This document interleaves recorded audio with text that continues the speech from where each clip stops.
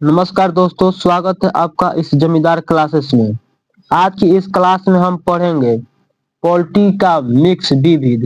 ठीक है, तो 50 एमसीक्यू प्रश्न जो आपके आने वाले सभी कॉम्पिटेटिव एग्जाम के लिए बहुत ही महत्वपूर्ण है। तो आपको 50 क्वेश्चन पूछा जाएगा। आप देखिए इसमें कितना आपको आता है। ठीक है, उसके हिसाब से आप समझ लीजिए कि मेरा कितना तैयारी हो गया है। तो आइए, पहला प्रश्न है आपका, भारत का संविधान कब लागू हुआ? भारत का संविधान कब लागू हुआ? तो आपका आंसर हो जाएगा, भारत का संविधान 26 जनवरी 1950 को लागू हुआ।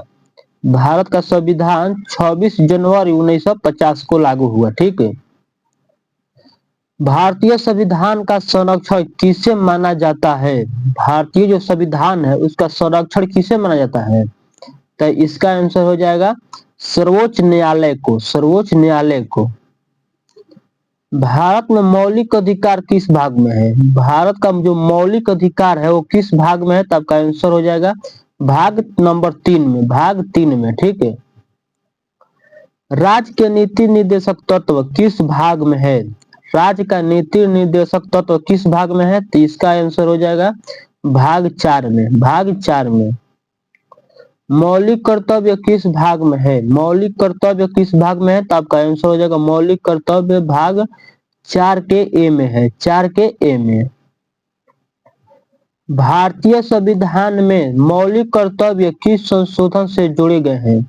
भारतीय संविधान में जो मौलिक कर्तव्य है किस संशोधन द्वारा जोड़ा गया है? तो इसका आंसर हो जाएगा 42वां संविधान संशोधन द्वारा जोड़ा गया है मौलिक कर्तव्य को। ठीक है, भारत का प्रथम नागरिक कौन होता है? भारत का जो प्रथम नागरिक कौन होता है? ये सबको मालूम होगा कि भारत का प्रथम नागरिक राष्ट्रपति को माना जाता है। आपका आंसर हो जाएगा राष्ट्रपति। ठीक है, राष्ट्रपति का कार्यकाल कितने वर्ष का होता है? जो राष्ट्रपति है उसका उनका कार्यकाल कितना होता है? तो राष्ट्रपति का कार्यकाल होता है 5 साल। आपका आंसर हो जाएगा 5 साल। ठीक है, उपराष्ट्रपति राज्यसभा का क्या होता है? बहुत क्वेश्चन एग्जाम में पूछता है ये क्वेश्चन कि जो उपराष्ट्रपति है, उपराष्ट्रपति राज्यसभा का क्या होता है? तो इसका आंसर हो जाएगा सभापति। सभापति होता है। ठीक है, लोकसभा का सामान्य कार्यकाल कितना होता है? लोकसभा का सामान्य कार्यकाल कितना होता है? तो इसका आंसर हो जाएगा 5 वर्ष। 5 साल मतलब काम में होता है। ठीक है, राज्यसभा का कार्यकाल कितना होता है? वो लोकसभा का था, ये राज्यसभा का। तो राज्यसभा का कार्यकाल कितना होता है? तो राज्यसभा का कार्यकाल होता है, अस्थाई सदन है। राज्यसभा जो है अस्थाई सदन, ये कभी भंग नहीं होता है, इसलिए इसका कोई कार्यकाल नहीं होता है। ठीक है, लोकसभा के सदस्यों का चुनाव किस प्रकार होता है?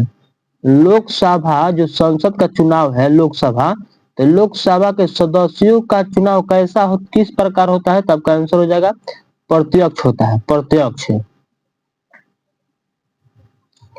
राज्यसभा में राष्ट्रपति कितने सदस्यों को मनोनीत करते हैं? ये मेरे बिहार पुलिस में आया था। ठीक है, तो राज्यसभा में राष्ट्रपति किसे सदस्यों को मनोनीत करते हैं? कितने सदस्यों को मनोनीत करते हैं? तो आपका आंसर हो जाएगा 12 सदस्यों को। 12 सदस्यों को। ठीक है, लोकसभा की अध्यक्षता कौन करता है? लोकसभा की अध्यक्षता कौन करता है? तो इसका आंसर हो जाएगा लोकसभा का अध्यक्ष करता है। लोकसभा का अध्यक्ष करता है। धन विधेयक सबसे पहले कहाँ प्रस्तुत होता है? धन विधेयक जो है वो सबसे पहले कहाँ प्रस्तुत होता है? तो इसका आंसर हो जाएगा लोकसभा में। लोकसभा में। ठीक है, धन विधेयक है कि नहीं? धन विधेयक है नहीं, इसका अंतिम निर्णय किसका होता है? धन विधेयक है या नहीं, इसका अंतिम निर्णय किसका होता है? तो इसका आंसर हो जाएगा लोकसभा अध्यक्ष का। लोकसभा अध्यक्ष का होता है। भारत का सर्वोच्च न्यायालय कहाँ स्थित है? जो भारत में आपका सर्वोच्च न्यायालय है वो कहाँ स्थित है? तो इसका आंसर हो जाएगा कि नई दिल्ली में स्थित है। सर्वोच्च न्यायालय कहाँ स्थित है? नई दिल्ली में। सर्वोच्च न्यायालय के न्यायाधीश की सेवानिवृत्ति आयु कितनी होता है?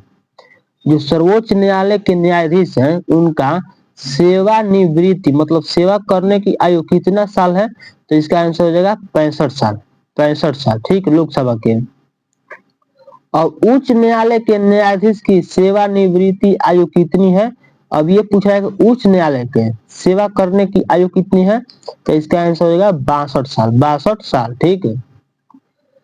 भारत में निर्वाचन आयोग किस अनुच्छेद के अंतर्गत है?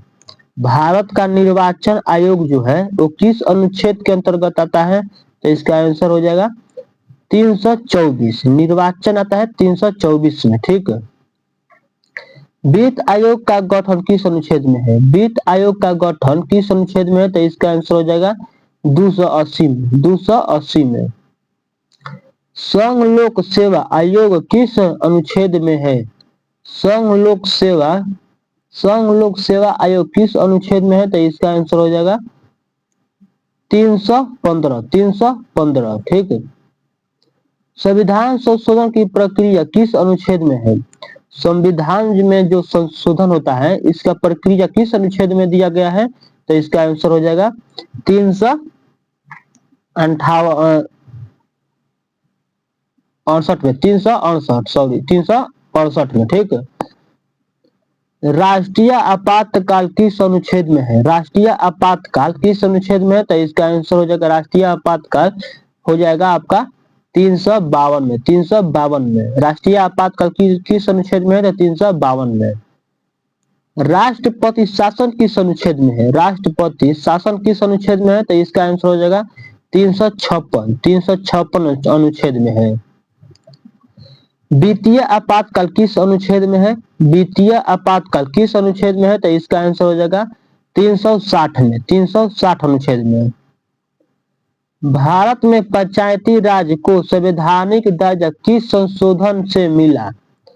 भारत में पंचायती राज को संवैधानिक दर्जा किस संशोधन से मिला है?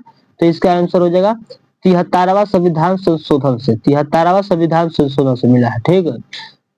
अब नगरपालिका, तो नगरपालिकाओं को संवैधानिक दर्जा किस संशोधन से मिला है? तो नगरपालिकाओं को संवैधानिक दर्जा मिला है आपका 74वां संविधान संशोधन द्वारा, ठीक है।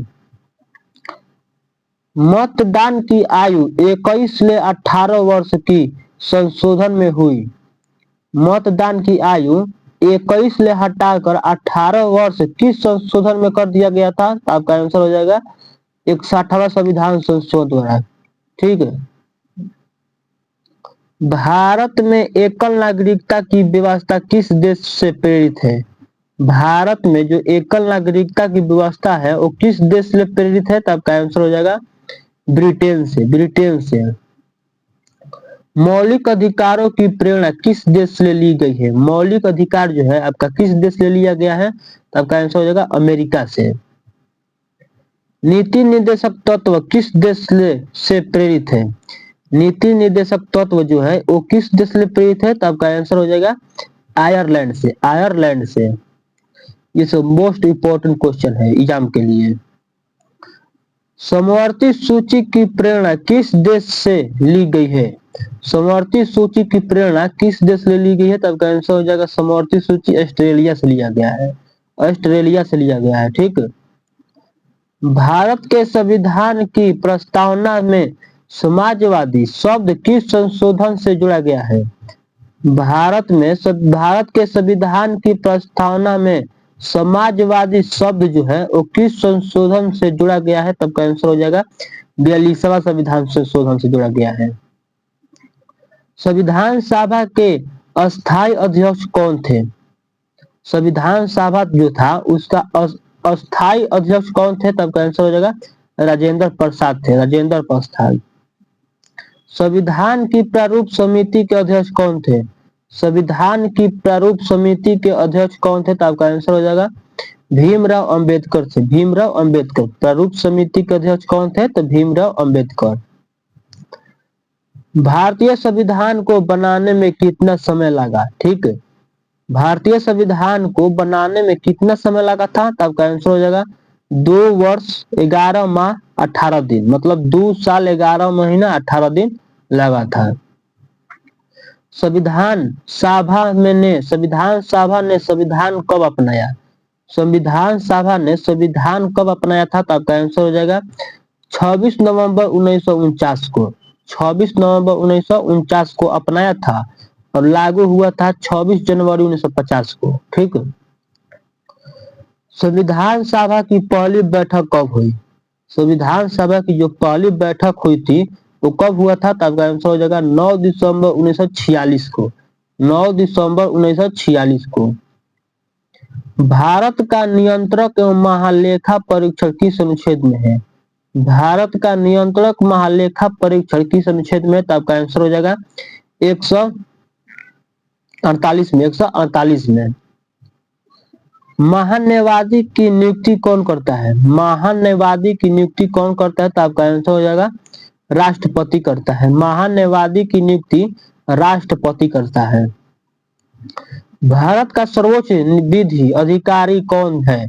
भारत का सर्वोच्च विधि अधिकारी कौन है? तो आपका आंसर हो जाएगा महान्यायवादी होता है। महान्यायवादी होता है।